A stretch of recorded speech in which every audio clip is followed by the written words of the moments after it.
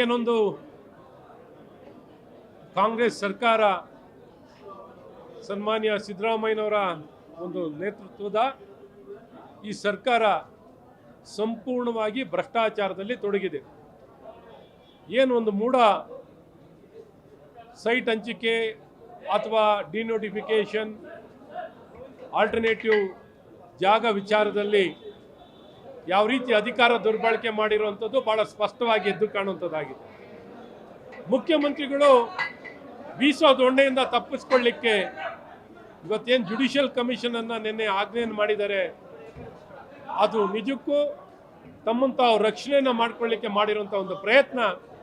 ಈ ಮುಂಚೆ ಅರ್ಕಾವತಿ ಬಡಾವಣೆಯಲ್ಲಿ ಯಾವ ರೀತಿ ಕೆಂಪಣ್ಣ ಆಯೋಗವನ್ನು ಏನೊಂದು ಸ್ಥಾಪನೆಯನ್ನು ಮಾಡಿದ್ರು, ಆಜ್ಞೆಯನ್ನು ಮಾಡಿದರು, ಆ ವರದಿ ಇನ್ನೂ ಮಂಡನೆ ಮಾಡಿಲ್ಲ.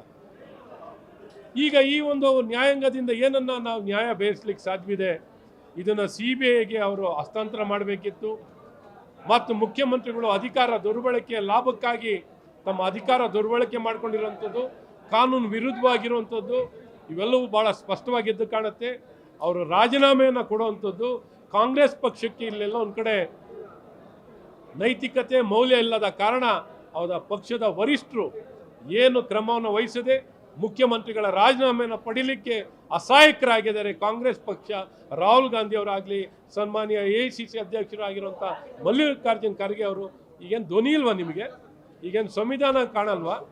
ಸಂವಿಧಾನದ ಆಶಯಗಳು ಭ್ರಷ್ಟಾಚಾರ ನಿಯಂತ್ರಣ ಮಾಡುವಂಥ ಯಾವುದೇ ಒಂದು ಪ್ರಯತ್ನವನ್ನು ಮಾಡಲಿಕ್ಕೆ ನೀವು ಒಂದೇ ಒಂದು ಪ್ರತಿಕ್ರಿಯೆಯನ್ನು ಕೊಟ್ಟಿಲ್ವಲ್ಲ, ಯಾವ ರೀತಿ ನೀವು ನಿರ್ವಹಣೆ ಮಾಡ್ತಿದ್ದೀರಾ?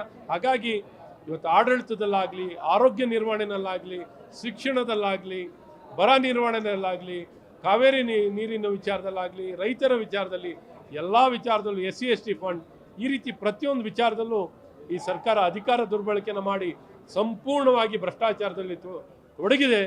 ಹಾಗಾಗಿ ಸರ್ಕಾರದಲ್ಲಿ ಇವೆಲ್ಲ ವಿಚಾರದಲ್ಲೂ ಮುಖ್ಯವಾಗಿ ಮುಖ್ಯಮಂತ್ರಿಗಳ ರಾಜೀನಾಮೆಯನ್ನು ಒತ್ತಾಯ ಮಾಡುವಂಥದ್ದು ಈ ಸದನದಲ್ಲಿ ಆಗುತ್ತೆ. ಈಗ ಸದ್ಯಕ್ಕೇನಿಲ್ಲ, ಈ ಸದ್ಯಕ್ಕೇನು ಇಂಥ ಯಾವುದು ಚರ್ಚೆ ಮಾಡಿಲ್ಲ. ಭಾಳ ಮುಖ್ಯವಾಗಿ ಸದನದಲ್ಲಿ ಈ ವಿಚಾರದಲ್ಲಿ ಮಾತಾಡುವಂಥದ್ದಾಗುತ್ತೆ. ಮಹರ್ಷಿ ವಾಲ್ಮೀಕಿ ನಿಗಮದ ವಿಚಾರದಲ್ಲಿ ಸಂಪೂರ್ಣವಾಗಿ CBIಗೆ ಹ್ಯಾಂಡ್ ಓವರ್ ಆಗುವಂಥದ್ದಾಗಬೇಕು.